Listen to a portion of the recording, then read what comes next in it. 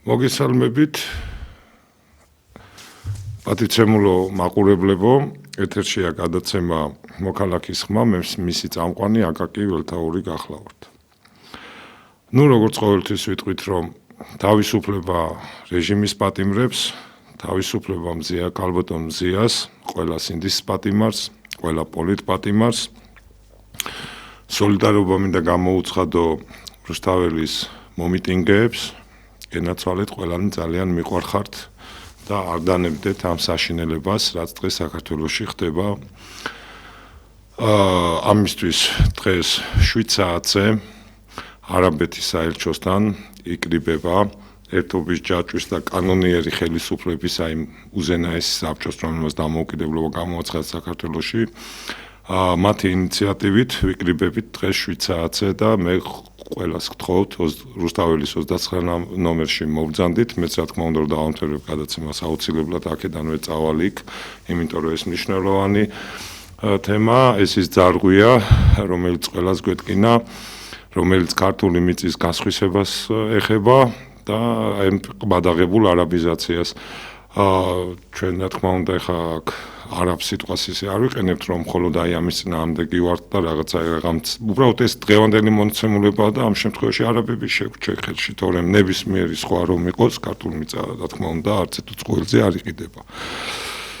ჩვენ დღეს სტუმრად ყავს ახალგაზრდა მეცნიერი, ძალიან კარგი ახალგაზრდა გულანთებული ქართველი ენათმეცნიერი ლაშა კვლივიძე, რომელიც ძალიან მალე გადავალ კითხვით. მანამდე აი სულ ცოტას კიდევ ვიტყოდი ამ არაბიზაციის თემაზე, რომ აი რო დავაკვირდეთ უბრალოდ და აი კარგად მივხვდეთ რაში არის საქმე.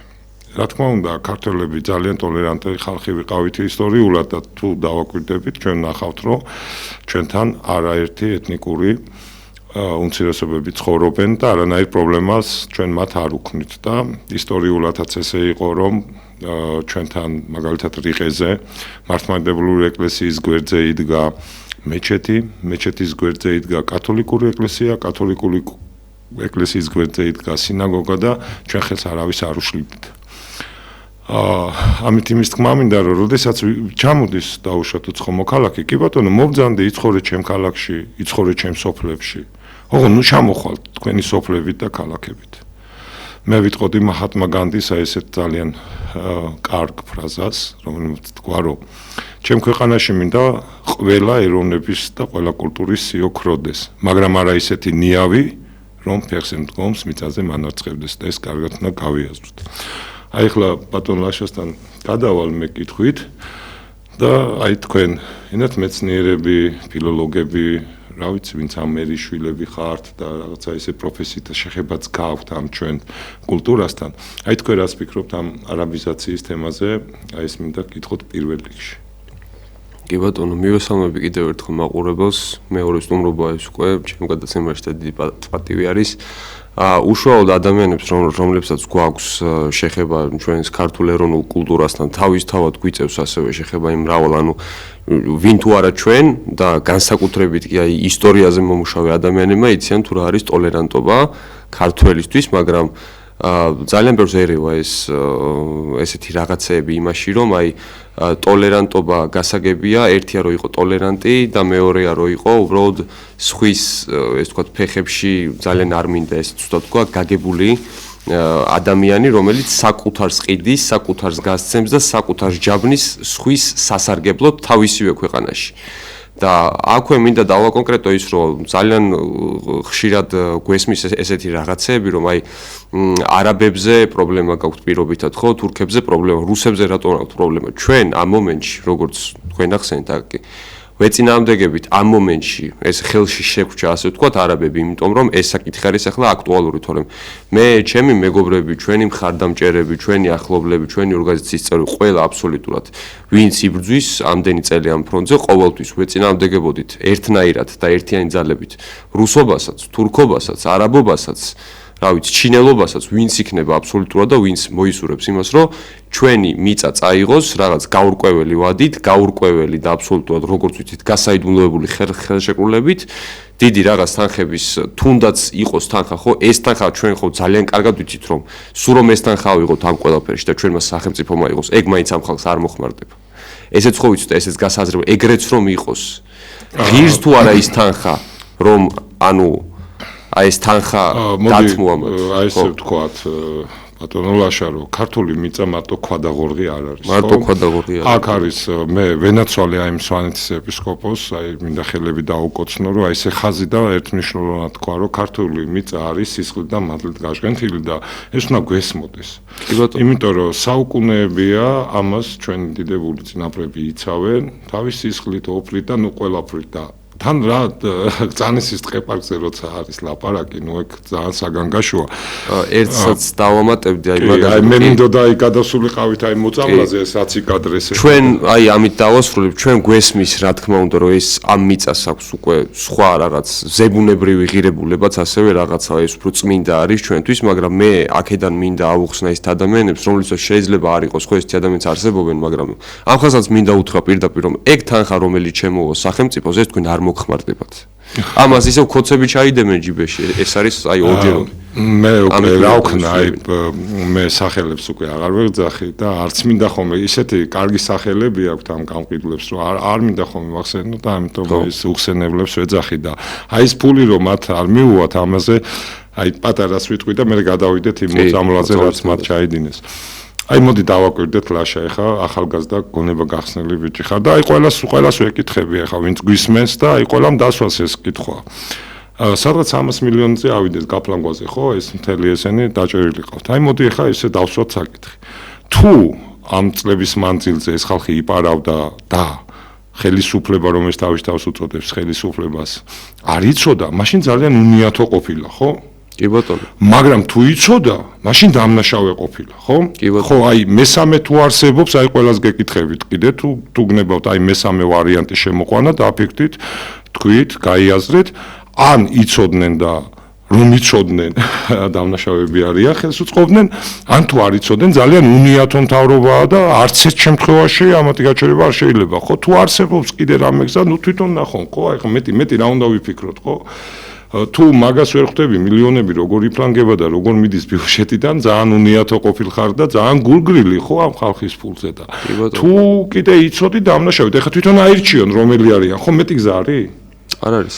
მოდი ეხლა მიუტრიალდეთ იმიტომ რომ ეს BBC-მ რაც გააკეთა ეს არის უაღრესად მნიშვნელოვანი რამე რომ ძლივს დაგვინახა ხო მსოფლიომ და დაინახა რეალური პრობლემები და გამოჩნდა ის როგორ აწამეს ხალხი ეხლა კიდევ ერთხელ გამეორდები მათმა დანიშნულმა სახალხო დამცველმა იოსელიანებმაც აღიარა რომ იყო წამე მაგრამ არაფერი არ გააკეთა ხო და ეხლა მე ტოქსიკოლოგი არ გახლავართ, ნუ ბევრი რაღაცები ამ შესახებ არ ვიცი, მაგრამ ზოგადად რაც მოვისმინე, ძალიან ახლოს არის რეალობასთან.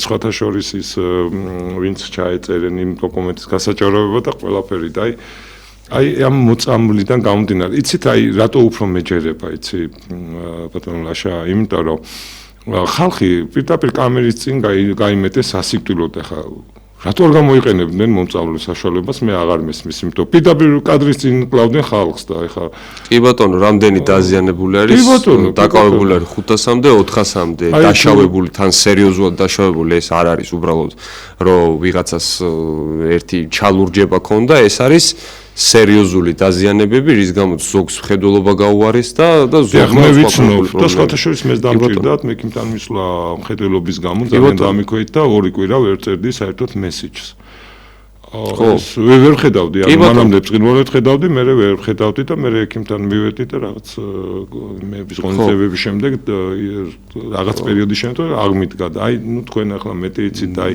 საერთოდ რა არის ეს მოწამვლა და რა მე როგორც აი ერთი ჩვეულებრივი რიგითი აქციის მონაწილე ვადარებდი წინა წელს და წინა წლებში გამოყენებულ გაზის ელემენტარულ კაფსულებს, იმიტომ რომ ის კაფსულები რო ცვივა, ხო? მე ის ხო ყრიობლოდ როგორც ნაგავი და იმას უფრო ვაკვირდებოდი ზოგი ადამიანი ფოტოს უღებდა და საინტერესო რა არის 2024 წლის აპრილშიც კი და მაქამდე ანუ 2023-ში 22-ში 2019-ში ცოციუნის რა კაფსულასაც იყენებდნენ იმას ესეთი ლამაზი ანოტაცია ქონდა ცოტა კომიკური არის რაღაცით რომ რაღაცას რო გესვრიან და იმაზე ანოტაცია რო წერია მაგრამ საჭიროა გამოდის ხო ეწერა იმ გაზის დასახელება ამის მტკიცებულებები არის უამრავი აი ელემენტარული Facebook-ში რომ მოიძიო ან Google-ში არის ესეთი კაფსულების ფოტოები რომლებიც გადაიღეს ჩვენმა აქტივისტებმა Z წერია შემადგენლობა რაღაც შენახვის პირობები აი ყველაზე აი ელემენტარული რა ვიცი მაღაზიაში შეხვიდეთ და წყლის ანოტაცია რო წაიკითხოთ აი დაახლოებით ეგრე დაწერია დასახელება რომ ანუ ეს წამალი არის ეს მომწავლავია აირის კაფსულა არის მოძიებადი რომ იცოდე მაინც რა გესროლეს ხო და 2024-ის ნოემბერში 28 ნოემბერს მას მერე მათ შორის ეხლაც ერთი წლის თავზე 1 ოქტომბერს რა გაზიც გამოიყენეს ის კაფსულა არის უბრალოდ გამჭვირვალე, საერთოდ არაფერი არ აწერია, ან არის აი ეს თუნუქის ჩვეულებრივი კაფსულა არის, გასროლილი უკვე და ზედ არ აქვს არანაირი ანოტაცია. ეს ერთია რომ მალავენ რა არის საერთოდ ეს. ამან დაგვაეჭვა. მეორე აქამდე ეს მარტო ჩემი პირადი გამოცდილება არ არის. სხვა აქციის მონაწილეები და სხვა აქტივისტები ჩემთან ერთად ვადარებდით რომ 2024-ის აპრილამდე, როდესაც აირწინაღის გარეშეც კი შემეძლო რომ ეს გაზი მესუნთქა ისე რომ აი არ מחველებდა უბრალოდ ეს მარტო ჩემი ორგანიზმის ამბავი არ არის უამრავი ადამიანი იყო ესე ჩემ გარშემო მაქსიმუმი იყო იმ მცირედი თვალების წვა არანაირი ქავილი ღებინება სუნთქვის შეკვრა ესეთი სიმპტომები არავის არ ქონდა და 2024-ის ნოემბერში და ნოემბრის ბოლოს და დეკემბერში უკვე ეს კაფსულა რომ გაისროლეს 100 მეტრის იქითაც კი რომ ყოფილიყავი ამ გაზისგან ეს ნიავს ხომ მოაქვს თქვა ეს აი კატასტროფა იყო პირდაპირ ანუ პირდაპირ პირველი რაც გემართებოდა ეს იყო წვა იმ მთლიანად აქ პირის ღრუში და თუ რა თქმა უნდა კარგად ჩაისუნთქავდი ვეღარ სუნთქავდი უბრალოდ ანუ სუნთქვა გეკვრებოდა და იყო აი საშინელება თვალების წვა საერთოდ და მე ზოგს დარჩა მე მაქედან ღებინება ზოგს ქავილი რამდენიმე დღე სახის ქავილი აი წვა იმ მთლიანად აი ამ წრეზე საერთოდ აი სახის სადაც პირველ რიგში ხდება და ხელებზე ეს იყო ყველაზე მწარე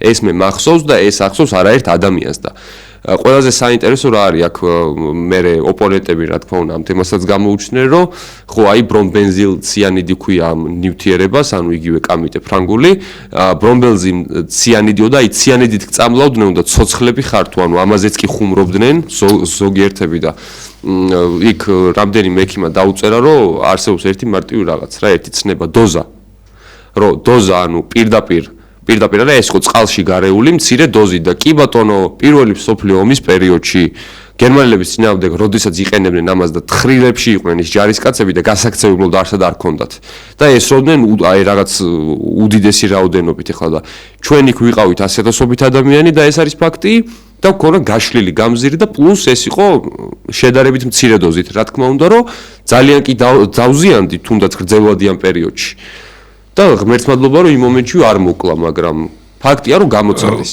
აი სხვათა შორის აი 4 ოქტომბერს მე აი ეს რაღაც გაზი რო გაუშვეს სურდო ვერაფრით ვერ გავიქრე ორჯერ უკვე ექიმთან მეუნება არაფერი ისეთი ახლა სერიოზულ გამოკვლევებზე ვერ წავედი მოგეხსენება ვის აქვს ახლა მაგის ფული ну მაგდა ну ჩვენ რა თქმა უნდა არა მაგდა ხო და ну აი ესე არის და ну ალბათ ძალიან ხანგრძლივი უკუშედეგები აქვს ამ ყველაფერს იმიტომ რომ მე ვიცნობ ეხა თამუნას ჩვენთან ერთად რო არის რუსთაველზე და მას თავის ტკივილები აქვს უკვე 6 თვე კი ბატონო ხო და ალბათ კიდე ვის როგორ გამოულინდება იმიტომ რომ იყო რაღაც ცნობები თუნდაც აი ძველ გაზეთს იყო ცნობები ეხლაც იყო რომ რაღაც აი ამ ნივთიერებას აქვს გავლენა გრძელვადიანი არა მარტო რაღაც აი გარეგანი რაღაც ქავილზე სურდოზე და ასე შემდეგ რომ ეს გარკვეულ ჰორმონებსაც ჰორმონების ანუ არ ვიცი ეხლა ზუსტად როგორ თქვა იმიტომ რომ სამი თვეში სფეროში შეხება არ მაქვს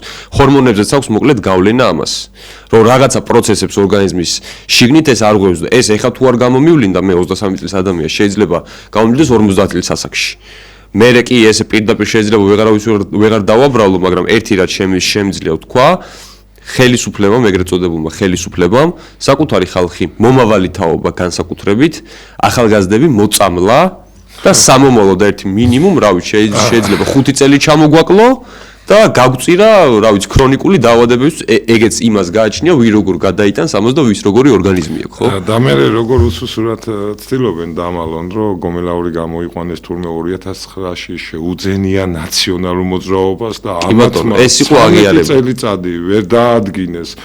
იქ მომწამლავი ნივთიერება ედოთ თუ არა, მე იყო ძალიან ესეთი ალბათ აქ უნდა ვიცინოთ თუ ვიტიროთ, ახარ ვიცი რომ როცა ამბობენ რომ ეხლა გამოძიება დაადგინეს, ანუ ჯერ გამოიყენეს და ეხლა ძიებონ რა გამოიყენეს და ეხლა თუ ჯერ უნდა გამოიძიონ, ხო, რა გამოიყენონ და მერე უნდა გამოიყენონ. შესწორება შევიტან მაგამ ბავში, აკაკი თქვენს ნებართვით. მოკლედ ყველაზე საინტერესო რა არის BBC-ს ფილმში არავინ ეს მტკიცებით ფორმაში არ ამბობს რომ ეს ესე იყო გუში. ნუ ამათ აწყობთ რომ უჩივიონ, ხო, ამათ ხო ჩივილი იცია, საინტერესო რა არის გუშინ კონსტანტინე ჩახუნაშვილი, ცნობილი პედიატრი, ჩვენი მეგობარი ესე თვითონაც მომარჯვებული ქონა კამერა და კარგად ვიცნობ. ანუ ფაქტი იყო რომ ჟურნალისტს არ ქონა გააზრებული საერთოდ რა დაავალეს და პირდაპირ ეუბნება რომ ფილმი ნანახი არ გაქვს უბრალოდ იმიტომ რომ მიმტკიცებ ისეთ რაღაცას რაც მე არ მithქვს. მამა დოროთესთან რამდენჯერ გააკეთეს რომ არ იცოდნენ რა დაავალეს. მტკიცებით ფორმაში იქ არავინ არაფერს არ ამბობს, აქ არის უბრალოდ ვარაუდი, დაშვებული, ეს თქო მეცნიერული ვარაუდი, რომ კი შეიძლება ეს ესე იყოს და ამ სიმპტომებიდან გამომდინარე. ამ სიმპტომებიდან გამომდინარე, ანუ პირდაპირ ამას არავინ არ ამბობს, იმიტომ რომ ამის კვლევა არის, მაგრამ ჩვენ გვაქვს რეალური ფოტო და ვიდეო კადრები, მათ შორის არის ყველაზე ცნობილი, რომ ხელის მტევანი აქვს ამომწვარი ერთ-ერთ ახალგაზრდას თვლიანად და ესეთი დაბუშტული აქვს ეს თქვათ და აი ეს წყლით რო რეცხავდნენ მე იმ წყლის ჭავლის ეს ჩამონადენი რაც იყო, ფერი ქონა იმას ძალიან უცნაური რაღაც, აი მართლა შეხა მწვანე, ყვითელში გადარეული და ამის ანუ რაღაცა ნიშნები არის ამის კი ბატონო, მეორე დღეს გამოვყავთ გომელაური, კი არა იმ დღესვე. დიახ.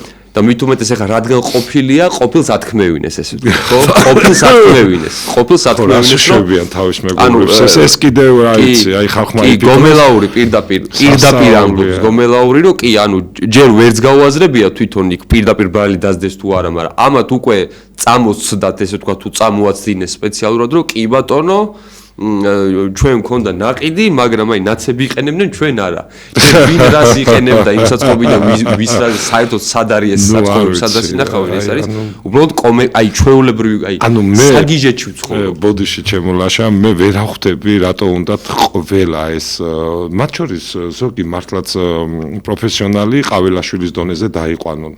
ყაველაშვილი ხო გვახსოვს რა მოხდა, ანუ როგორი შემსრულებელი და როგორი ხელის ბიჭია ბიძინასი, ხო? აი მე საკმარისია ლელოს ხელმძღვანელის ლიდერები გავიხსენოთ ჯაფარიძე და ის რო იყო ციხეში ჯერ ვითომ თხოვონო ამათ მათქვეს მე არ გაღიარებო პრეზიდენტათო და საერთოდ არავინო ანუ პირდაპირ უთხრეს ვირი ხარო პრეზიდენტი არა ხარო და იმან მაინც შეიწყალა ანუ რა უთავ მოყვარეო არის კაცი წარმოიდგინე ხა მე რო თქვენ არ გაღიარებდეთ და მე თქვენ რომ მე რაღაცას სარგებელს მაძლევდეთ აი წარმოიდგინეთ და აი ყველა უნდათ ალბათ რომ აი ესე ყაველაშვილება და აქციონ რომ თავარია მან უთხრას და всё ის განათლება ღირსება ეს ყველაფერი უნდა იყოს დავიწყებული იმიტომ რომ ეხლა ვერ წარმომიდგენია მე ისეთი პრეზიდენტი, აი თქვენ თვითონ ხალხო დაფიქრდით, რომელსაც მე ვეძახი აქედან რომ შენ პრეზიდენტი არ ახარ ჩემთვის და ის პრეზიდენტობას იჩენს მაინც მიუხედავად ჩემი ნების საწინააღმდეგო და მიშვებს ციხი და როცა გეუბნები რომ არც მოგმართავ და საერთოდ ჩემ თვალში ვირი ხარ და ეხლა წარმოგიდგენიათ ეხლა ნუ არ ვიცი და ეს აი ესეთი უსურობა აი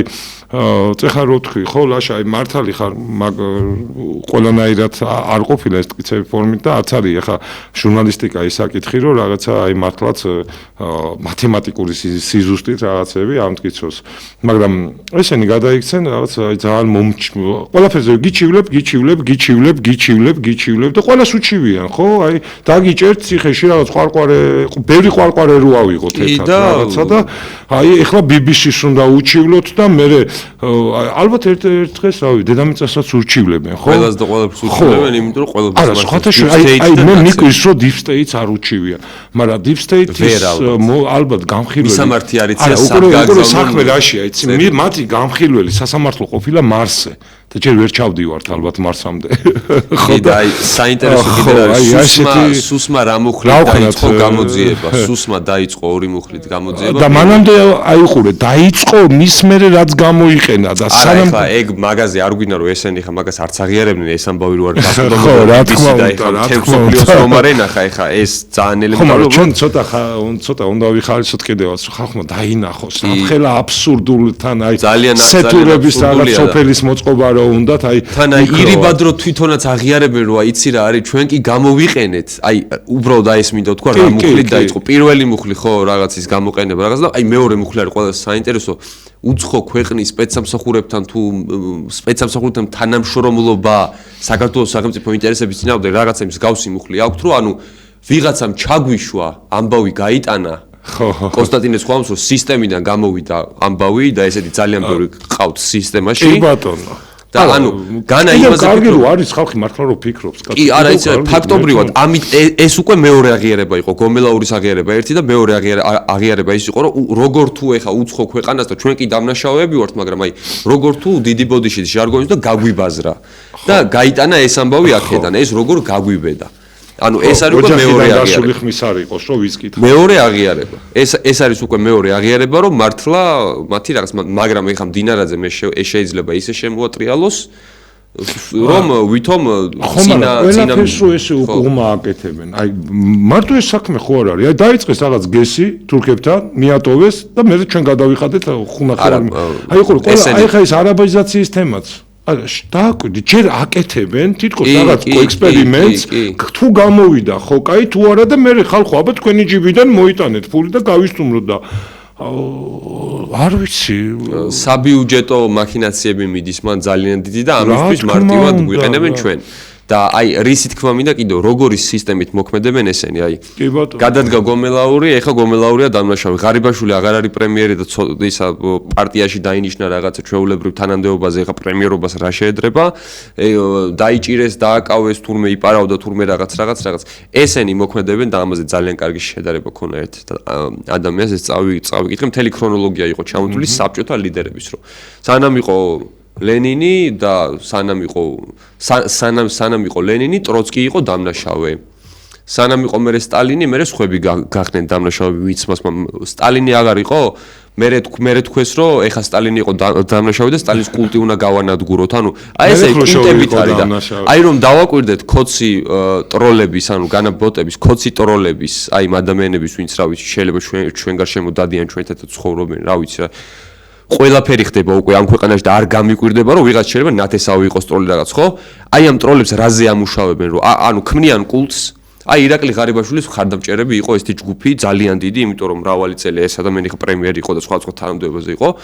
შექმნეს ირაკლი ღარიბაშვილის კულტი და თვითონ ეს ტროლბოტები, ჩვეულებრივი ადამიანები, ეს პარტაქტივი აი აქედან და ადიდებდა და აი მეორე დღეს, როდესაც ირაკლი ღარიბაშვილის ბრალი დასდეს ანუ იმდენად უსუსური კულტი შექმნეს, ნაყიდი კულტი ქვია ამას რა. ანუ იცი რატო? იმიტომ რომ სტალინის კულტი რო იყო, სტალინის კულტის ხრევა რო დაიწყეს, სტალინს გულწრფელი ხარდამჭერები მაინც ყავდა.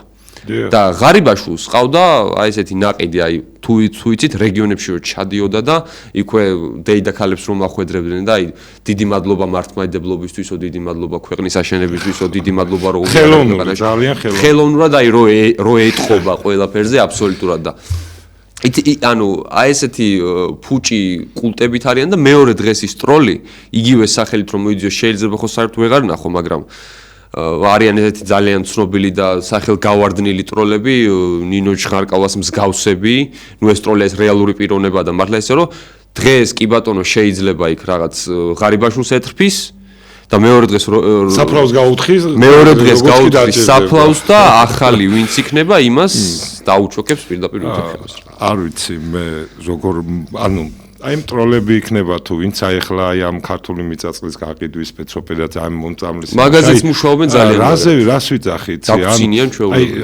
რა ჯიგარი აქვთ ვერ ახვდები უბრალოდ იმიტომ რომ აი გავიგე რომ მე რაღაცა გამდიდრდე ერთი სახლი მეორე და აი ამაში რაღაც მაგრამ რაღაც სადღაც წითელი ხაზი ხო შენ სამშობლოსთვის რაღაც წითელი ხაზი ხო უნდა ყველაზე დიდი საწოდაობა არის ის რომ აი ეს ადამიანები რომლებიც მათ ამართლებენ იქ Facebook-ში იქნება ტროლებად მუშაობენ ეს ადამიანები უმეტესად თვითონ აი ვერაფერს სარგებლობს ვერ ღებულობენ ქართული ოცნებისგანაც ვიღაცამ შეიძლება ქართული ოცნები და რაღაც გაუკეთა იქ მაგრამ კარიერაში რაღაცა უჭირდა და რაღაცა აი კარიერა სოციალური რაღაც ბიძაშვილობით მივიდა და ზუსტად იცის რომ არ არის ღირსი მაინც არის და ეხა ყველაფერი უნდა აკეთოს აი ეს გამგეობებში დასაქმებული ადამიანები ბაღებში სკოლებში უწევთ ამათ ჩვენ და რამდენჯერ თქვი რომ სადგურის მოედნიდან მეორე ხაზამდე გადმოსასვლელზე ცოცხალი ღერძულა ხაზი აი წარმოიდგინე ადამიანებს ღერძულა ხაზად ქმნიან რაღაცა ამუშავებენ აი წარმოვიდგინე რომ უნდა ვიდგე აი ღერძულა ხაზად და იმ დღეს ნაცნობი შემხვდა და ნუ კიდე კაი არ მოვიდნენ რო ეთქვათ რომ აქ თითქოს მე სულ ვეუბნები რომ ფეხით მოსიარულეთა შესახებ კანონი არსებობს ახლა რაღაცა მოძრაობის ის რომ მოიგონეს სისულელე მერიაში ნუ არა აი არაბებზე მინდა ვთქვა დღევანდელი ანონს კიდევ ერთხელ მე გავიმეორო აუცილებლად ახალგაზრდული ორგანიზაციები კინო რუსთაველის ყოფის შენობასთან დღეს 7 საათზე აკეთებენ აქციას არაბიზაციას ეს არის ჩვენი მოწოდება ახალგაზრდული ორგანიზაციები მათ შორის ერთობის ჯაჭვი აქტიურად არიან ჩართული და კანონიერი ხელისუფლება და კანონიერი ხელისუფლება და მობრძანდით გელოდებით 7 საათზე აუცილებლად ჩემო ტკბილებო ეს ისეთი თემა ყველას გვეხება და აუცილებლად სულ ყველა უნდა გამოვიდეთ და უნდა უთხრათ რომ ქართული მიწა წყალია ეს უნდა ხმამაღლა რაც შეიძლება და რაც შეიძლება აშკარად გავაჟღეროთ რომ ქართული მიწა წყალი უცხო ტომელზე არ იყიდება ვინც არ უნდა იყოს თუნდაც ავსტრალიელი იყოს ეხა პირველი ნაწილი დამთავრდა ქალბატონებო და გელოდებით მეორე ნაწილში დარჩით ჩვენთან ჩვენ გვიყოლება სხვა სტუმარი კარგად ბრძანდებოდეთ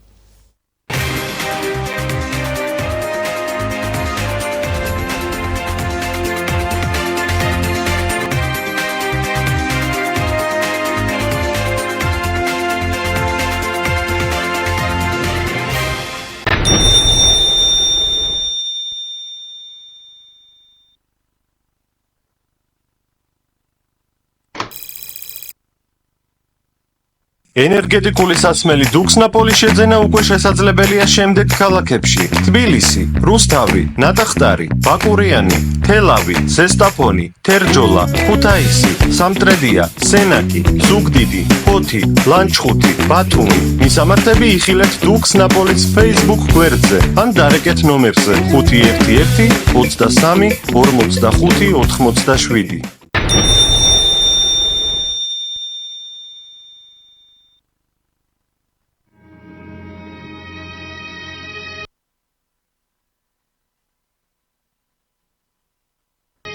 ქართული ფასეულობა არის ერთგულება და ამ ერთგულებაზე დაფუძნებული თავდადება, რაც სხვათა შორის არ არის ადვილი. კაცი შეიძლება შენი ერთგული იყოს, მაგრამ რაღაც ვითარებაში თავდადება არ იყოს. ქართული ფასეულობა არის თავდადების საფუძველზე ვაჟკაცობა. ვაჟკაცობა ეს არის სიკეთით ახსილი სიმამაცე. სიმამაცე თავისთავად არის უნარი ზძლიო საკუთარ შიშს. მაგრამ სიმამაცე შეიძლება იყოს ბოროტიც. თემურ ლენგი, იგივე კოჭრი თემური. ძალიან მამაცი კაცი იყო, მაგრამ ძალიან ბოროტი. თუ კაცს შეუძლია ერთგულება, თავდადება და ვაჟკაცობა, აი ეს სამი ჯამში, ეს არის სიყვარული. ქართული ფასეულობა არის სიყვარული. ყველაფერი ეს სიკეთეს ეფუძნება. ქართული ფასეულობა არ არის შური, არ არის შუღლი და არ არის სიძულვილი. ქართული ფასეულობა გამორიცხავს ქსენოფობიას. ამიტომაც არ გძულდა არასოდეს ჩვენ ირგვლივ ცხოვრები ერები და ამის გამო ჩვენ ვიყავით კავკასიის ცენტრი. ამიტომაც არის რომ აქ თავს სომეხიც აფარებდა, აზერბაიჯანელიც, ებრაელიც და ოსიც და ჩეჩენიც. ჩვენ ყოველთვის შორს ვიყავით როგორც ეროვნული, ასევე რელიგიური შუღლისგან. სწორედ იმიტომ ვიყავით შორს რომ სიყვარული ჩვენთან ერთგულებას, თავდადებას და ვაჟკაცობას, ანუ სიკეთით ახსილ სიმამაცეს ეფუძნებოდა. ეს არის ჩვენი ფასეულობა და ეს არის ჩვენი აზროვნება და ამიტომ უნდა ვიამაყოთ რომ ქართველები ვართ.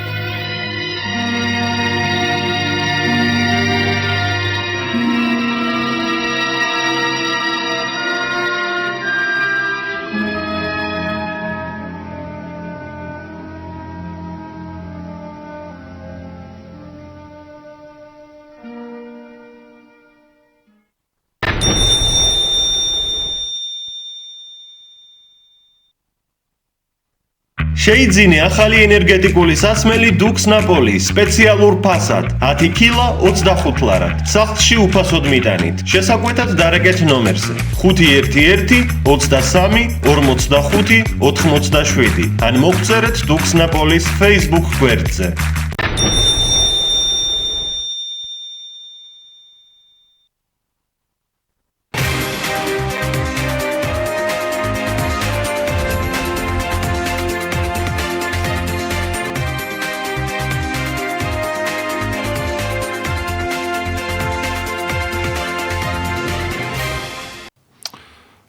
კიდევ ერთხელ მოგესალმებით ძვირფასო მაყურებლებო, ჩვენ დავბრუნდით ეთერში. ჩვენი სტუდიის მეორე სტუმარი იქნება მარიკა სარჯველაძე, ახალგაზრდა პოლიტიკოსი, გულანთებული ქართველი ასევე, რომელიც მთელი ეს წელია იბრძვის ამ სამართლებების წინააღმდეგ და ჩვენ მეორე გადაცემაში გვექნება განათლებაზე საუბარი, რა დღეშია დღეს იგი და რატო ვერ ხდება ამ ახალგაზრდებთან ესეთი მყარი კომუნიკაციების გატარება და მყარი კომუნიკაციების დამყარება, რომ შემდეგ მათ რაღაცნაირად შეახამონეს ქართული ევროპა, ანუ რაღაცნაირად ისე გამოიბრძნედონ, რომ შეხამება მოხდეს ამ ყველაფრის და იმ ქართულ სულს მოვარგოთ ის განათლებები, რაც ევროპაში და ცივილურად წინწასული ქვეყნებიდან უნდა მივიღოთ. მანამდე ეს ტრადიცია არის უკვე ჩვენს გადაცემაში. მე პატარა ამონარით წაგიკითხავთ, სადამ ქალბატონ მარიკასთან გადავალ კითხვით, თუ რას ფიქრობს ერის მამა, რას ფიქრობდა ილია ჭავჭავაძე განათლებაში, მას აქვს წყილვანი ნამუშევარი პედაგოგიკის შესახებ, ეს პუბლიცისტური ნაწერებია და თუ გადაავლევთ თვალს მე ძალიან გამიხარდება, იქ ბევრი ასაკზეც ლაპარაკობს, მასწავლებელი როგორ უნდა იყოს ლაპარაკობს, მე ახლა ყველას ვერ ამოვიწერდი, რა თქმა უნდა, მაგრამ რაც აიყო მისი მთავარი ფაბულა, აი შევეცადე აი პატარა ამონარიჩი მომექცია და აი ახლა წაგიკითხავთ. ჭეშმარიტი განათლება განვითარებული გონების და გაწურთნილი ზნე ხასიათის ერთმანეთთან შეუღლებაა, განუყრელად. თუ კაცს ან ერთი აკლია, ან მეორე, იგი განათლებული არ არის. და ჩვენის ფიქრით ისევ გონება განუვითარებელი და ზნეხასიათ გაუწურთნელი კაცის ჯობია, ზეხასიათით გაწურთნილი კაცის ჯობია, ვიდრე გონება განვითარებული და ზნეხასიათით გაუწურთნელი. ამიტომაც დღევანდელ დღეს ადვილად შესაძლოა შევხვდეთ, კაცი ცოდნით ერთი იყოს, მოქმედებით და ცხოვრებით სულ სხვა. ანუ ვიღაცას რო გონია, რომ განათლებული ადამიანია ერთ-ერთი უმაღლესი, მეორე რაღაცა და ინტელიგენტი იქნება და თავის ერი ეყარება და იქნება პატიოსანი, აქ ილია ჭავჭავაძე ამას ხას უსმევს და ამბობს, რომ ისევ მართლაც აი ზნეხასიათით და მორალური ადამიანი ჯობია კიდევ იმ განსწავლულს და ბოროტს და რომელიც თავის ქვეყნისთვის და ხალხისთვის არ ზრუნავს. მოდი ახლა ქალბატონ მარიკავს ვკითხოთ, იმიტომ რომ რამდენადაც მე ვიცი, ქართულ განათლებაში ძალიან ცუდი ცვლილებები მოხდა. მე ხა ზოგადად ჩემი შვილიდან, იმიტომ რომ 19 წლის ბიჭი მყავს და 1-3 წლის უკან დაამთავრა სკოლა, თუ 2 წლის უკან და მე რასაც ვაკვირდებოდი, როცა ვეუბნებოდი, რომ სად არის ილია ჭავჭავაძის თემას რატო არ აწევთ რაღაცას, ისე მეუბნებოდა, რომ რაღაც ნაწარმოებები აღარ არის, იაკობ გოგებაშვილი აღარ არის. იაკობ გოგებაშვილი ახლა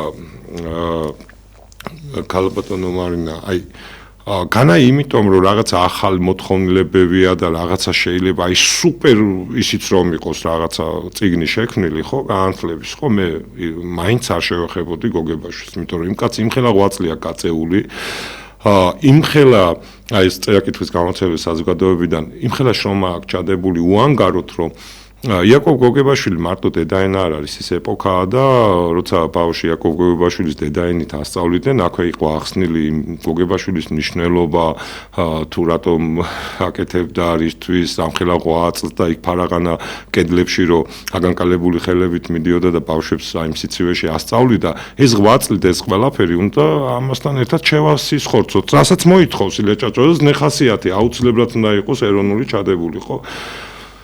ამაზე რა შეიძლება რო გითხრათ, დღევანდელი სკოლა რა დღეშია და რატო ამოიღეს გოგებაშვილი და რატო იღებენ აი ესეთი ვაჟას, ილიას, აკაკის, ტიციანის ლექსებს და მოთხრობებს ჩვენი სასწავლო პროგრამიდან. პირველ რიგში მოგესალმებით. მადლობა რომ საუბრობთ ამ მეტად საინტერესო და საჭირო თემასთან დაკავშირებით.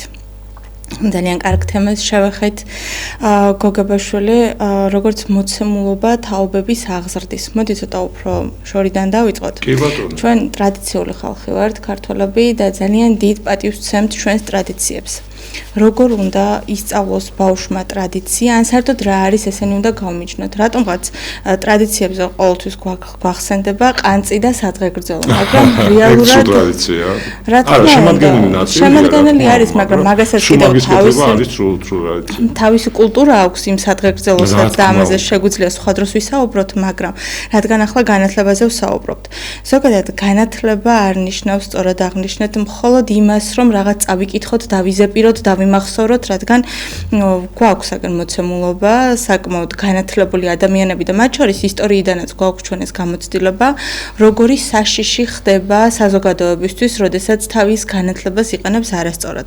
ასევე საშიში არის გაუნათლებელი ადამიანი.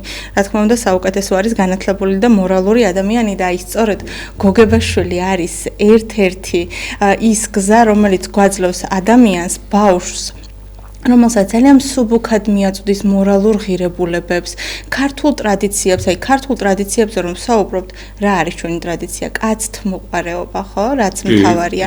ეს არის ფსიქოლოგების მიერ შესწავლილი, რა თქმა უნდა, ეს არის ეტაპობრივად, დონეების მიხედვით განვითარებადი ბავშვისთვის მარტივად გასაგები სახალისო. არ ვიცი გინახავთ თუ არა პირველიდან მეოთხე კლასის ბავშვობის წიგნები, აი სრული აბსურდი არის ურთულესი წინადადებებით ბავშვებს აქვთ იმისი ვალდებულება, რომ დაიზეპირონ. მესმის ახლა მე აქ მასწავლებლებს არ ვადანაშაულებ, ეს არის განათლების სისტემის მოთხოვნა.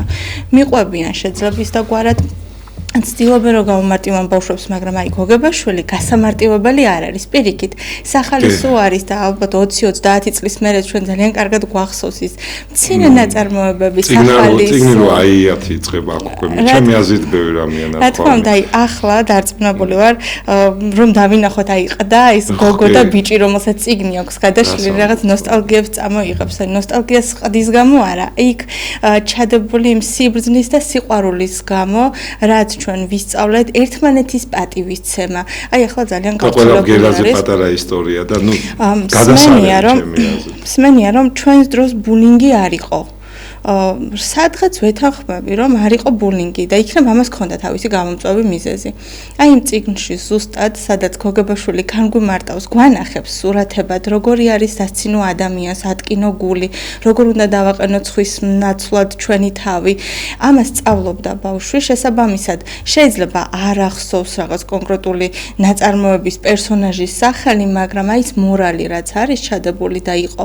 ბავშვი პატარა ასაკიდანვე ითვისებდა ამ ყველაფერს. სხვათა შორის რა მინდა დავამატო აი პედაგოგიკის შესახებ ილია ჭავჭავაძე ესეთ ავითარებს რომ აი როგორც საფრანგეთშიაო პირველი 3 წელიო ჩვენ ახალგაზრდა გონებასო მხოლოდ ჩვენი ისტორია, ენა და აი ეს ჩვენი ბუნება უნდა აუხსნათო პირველი 3 წელიწადიო და აი აქ უნდა გახსნასო ახალგაზრდა გონებაო და მე შეხედოს თელ სამყაროსო, იმიტომ თავისი თუ არ შეაყვარეო ჩვენ კი გონიაო რომ აი თითქოს ბუნებრივად მოხდება ეს და არა ეს ილია თვლიდა რომ ამის შეყვარება უნდა მოხდეს ამის წინ წამოწევა და მე მახსენდება ერთი ფაქტი ეს აუცილებლად უნდა თქვა როგორ აყვარებენ რაბინები და ებრაელები ბიბლიას იცით ბავშვებს თაფლს უსმევენ პატარა ბავშვი ვარ და ლოკვით იწყებს ეს ну უძველეს მასივიდან კარგად იცოდა. მოდი მოუბრუნდეთ ახლა ჩვენ იმებზე და აი მე ვიცი მარიკა რომ შენ იცი აი რაები ამოიღეს გამოცდებიდან და აი ეს ძალიან საინტერესოა რატომ ამოიღეს ილია ჭავჭავაძის და ამათი ნაწარმოებები. მე ვფიქრობ რომ აი მე მოვდივარ სტუდიაში და ილიას ფრაგმენტები მომაკრო ამით, იმიტომ რომ ის ერის მამაა და უნდა უსმინოთ და მათ აი ეს ამოაქვთ. აი ამაზე მინდა გითხო მოგახსენებთ ამოწერილი მაქვს რომ რაიმე არ გამოჩეს აქვე მინდა დავაკონკრეტო საიდან ამოიღეს ეს ნაწარმოებები ძალიან საინტერესო ფაქტია რომ 2024 წლამდე ერთიან ეროვნულ გამოცდებში ეტაპობრივად მცირდებოდა სხვადასხვა ნაწარმოებები ამოიღეს არასავალდებულო გახადეს ჩვენი განათლების სისტემა ისე არის მოწყობილი რომ ბავშვები ფაქტობრივად ბოლო 2 წელს უკვე რეპეტიტორთან სწავლობენ იმას რასაც სწავლობენ დიდად არ იწუხებენ თავს სწავლით ამას გარკვეული მიზეზები აქვს ამაზეც ვისაუბროთ მაგრამ რაც შეეხება ახლა რა გააკეთა ჩვენმა განათლების სისტემამ ამოიღო ეს ყველაფერი მხოლოდ საგამოცდო პროგრამებიდან, მაგრამ დატოვა სასკოლო პროგრამებში. მახსოვს ინტერვიუ იყო ესეთი რაღაც ითქვა, რომ ჩვენ ეს ამოვიღეთ მხოლოდ საგამოცდო პროგრამიდან, მაგრამ დავტოვეთ სასწავლო პროგრამაში და ჟურნალისტის კითხვაზე თუ რატომ ამოიღეს საგამოცდო პროგრამიდან, განათლების წარმომადგენელმა უპასუხა, რომ ეს არის არასავალდებულო. ანუ რას ნიშნავს არასავალდებულო? ან სავალდებულო სასწავლო პროგრამა?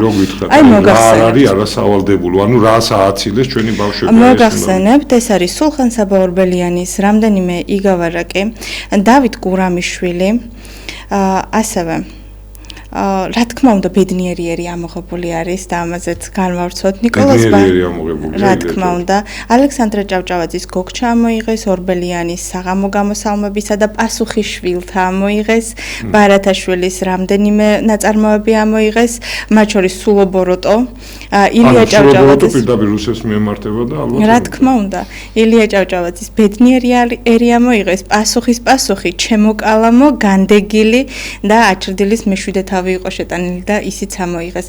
გესმით ალბათ რას უსვავთ ჩვენ აი პირდაპირ ჩაარტყეს ისაც არის მართლა პატრიოტული, გამოსაფხიზლებელი, ჩვენი სანიტარო და რაღაცნაირად აი ესეთი საყდენი, აი მას აცლიან ნელა ახალგაზრდებს როგორც მე მივხვდი, იმიტომ რომ ილიას და ამათი ამოღება და მე ძალიან მაინტერესებს რითი ჩანაცვლა.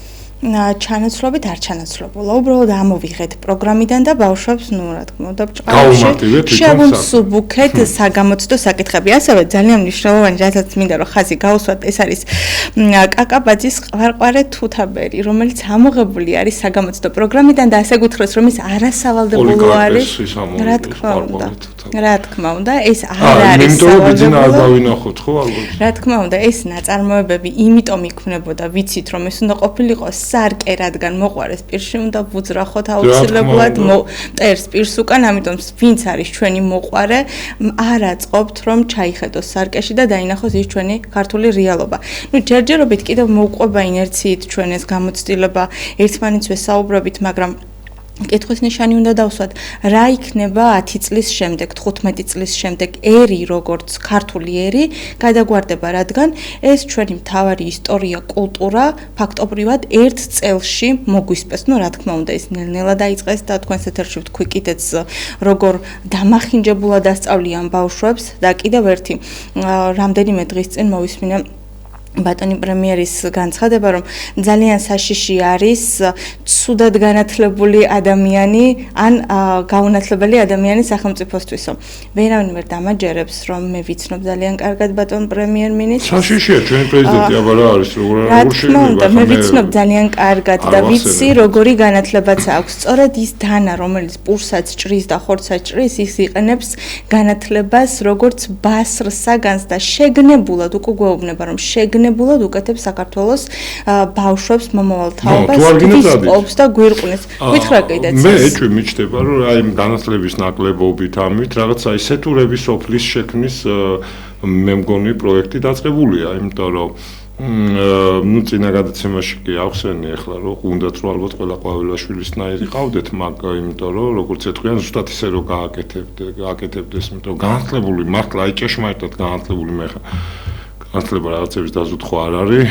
ანუ თუ წაიკითხავთ კანტის შესახებ, კანტის პატარა ის არის რა ქვია განათლების შესახებ წერილს, მე ძალიან გამეხარდება, მან ზუსტად არის ნათქვამი რა არის განათლება, განათლებული ადამიანი, ვინც თავისუფლად წყვეტს და არა ის 100 წიგნო დაიზუთხა. იმიტომ რომ დააკვირდით ვიღაც წარმოიდგინეთ დიქტატორულ ქვეყანაში პროფესორი, აკადემიკოსი რაღაც აკეთა გამოიგონა და სიამოვნებაში ვიღაცა რაიკომის დივნის იმაზე რა ერთ დაძახილზე მზად არის მუხლებზე დაეცეს, ეს უკვე განათლება არ არის.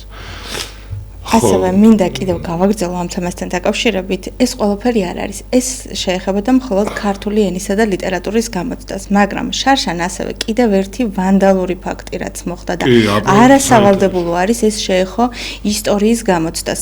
ისტორიას. რა თქმა უნდა, ამოღებული არის საგამოცდო პროგრამიდან არც მეტი და არც ნაკლები რუსეთის მიერ ქართული სამეფო სამთავროების დაპყრობა. და თავისი აჯანყებებით, აჯანყებები საქართველოში მე-19 საუკუნეში ყველა წლეულში ცარიზმის წინააღმდეგ მე-19 საუკუნეში. ანუ ფალავანდიშვილი არ უნდა იცოდეს ჩემ ახალგაზრდამ რომ გამცემდა. არ არის სავალდებულო, როგორც გითხრა ჩვენმა განათლების სამინისტრომ. ალექსანდრე მეორის რეფორმები, რუსეთ-ოსმალეთის ომები და საქართველოს სრულიად ამოღებული არის საგამოცდო პროგრამებიდან, როგორც გითხრეს, პატივი უქცეს და დატოვეს სასწავლო პროგრამაში, მაგრამ როგორც არასავალდებულო.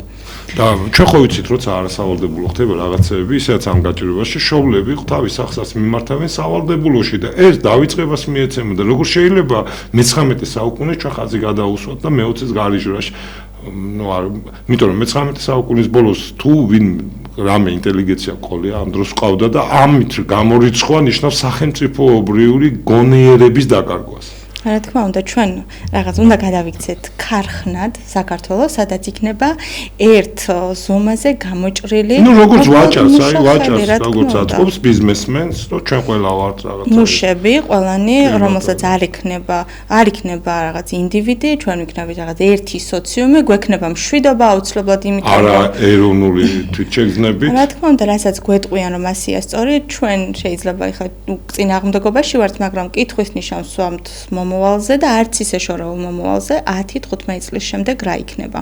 როგორი თაობა გაგვეზრდება, რა იქნება. აი კონტაქტს ახერხებენ თქვენი აზრით, აი კონტაქტს თუ ახალგაზრდობასთან კონტაქტს ახერხებს მასწავლებელი, ანუ აქვს ის სათქმელი, აი ეს ჯერ გულგამოცლილი ყველაფრის დაცლილი, იმიტომ რომ ძალიან გულგრილი არის ახალგაზრდები, ვატყობ რა და რაღაც ეს ვერ შედგა ეს კომუნიკაცია ჩემი აზრით, ჩემ ტოლებსა და ახალგაზრდებს შორის და რაღაცა ესეთი გძნობ რო თქვა აი ესე და ალბათ მე ერთ-ერთ მიზეზად ვასახელებ რომ იმიტომ ჩვენ ტოლები ბევრია მასწავლებლები მასწავლებლები ახლა ბწყალებში ვიძახი როცა კოლეგას იჭერხ მას არიღებენ ჯერ საერთოდ ვინ არიან არ ვიცი მაგრამ მაინც ვისაც ქვიათ რა ხო დიპლომიანი ყავს ფილოსოფოსიც პასპორტიანი ყავს რავი მწერალიც პასპორტიანი ყავს პოეტი პასპორტიანი მხატვარი და ხატვით კი არა პასპორტი ეს არის და ესეთი პედაგოგები ყავს რა ხო დაამთავრა რაღაცა და ახლა ვიღაც ბიძამის დანიშნა და ხო უნდა ასწავლოს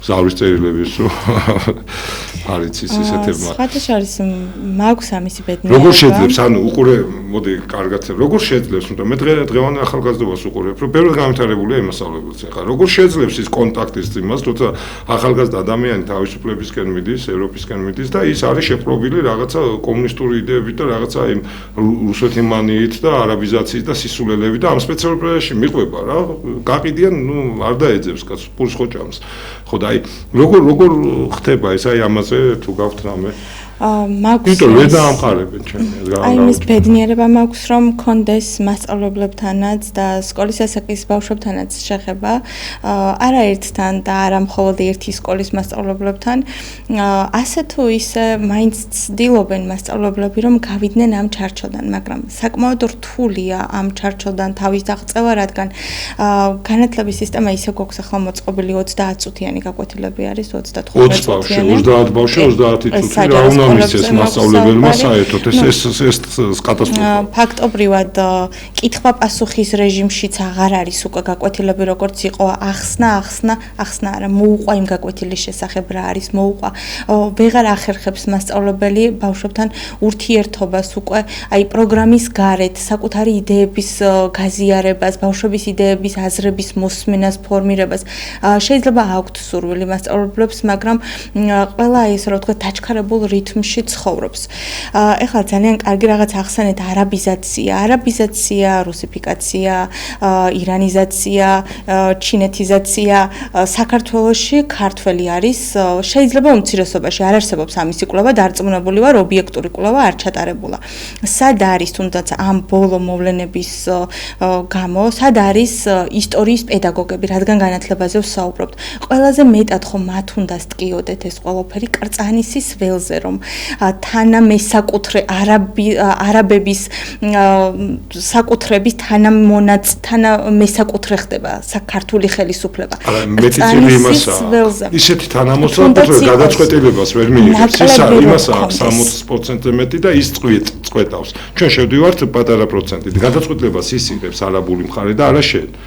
და სად არის ამ დროს ისტორიის პედაგოგი, ისტორიის ლექტორი, საქართველოს მოსახლეობა, ყურმოკრული მაინც არ გვაქვს თუ რა ხდებოდა? იცით ხო დღეს აქცია შვიცარიაში ყველა მივდივარ და აი ნახავთ აბა სად არიან აი ეხლა არაბეთის საელჩოსთან ვიქნებით და აი ნახოთ აბა სად არიან მე იმ წუთში მივხვდი რაც ნინო დათაშვილზე მოხდა და მე უღირსმა აი მართლაც მტლუ მასწავლებლებმა რაღაც სისულელები რომ დაწერეს კიდე იქბინებაო ეს არის სამარცხვინო ფაქტი ეს არის დასაგმობი ფაქტი იმიტომ რომ სიცხვილი მართლა რა როცა კოლეგას იჭერენ მე მგონი სხვანაირად უნდა ვიყოთ და სხვა რეზონანსი უნდა მივცეთ ამ საქმეს მე მადლობას მოგახსენებ ჩემო მარიკა ჩვენთან სტუმრობისთვის ძალიან მოხარული ვარ ჩვენი დრო თითქმის ამოიწურა მე კიდევ ერთხელ მოგიწოდებთ რომ აუცილებლად მოდით დღეს და კიდევ ერთხელ გავაგონოთ სულ ყველას თელ სოფლიოს იცით ჩვენ დავემსახურეთ ჩვენმა ქვეყანამ ნამდვილად დაიმსახურა რომ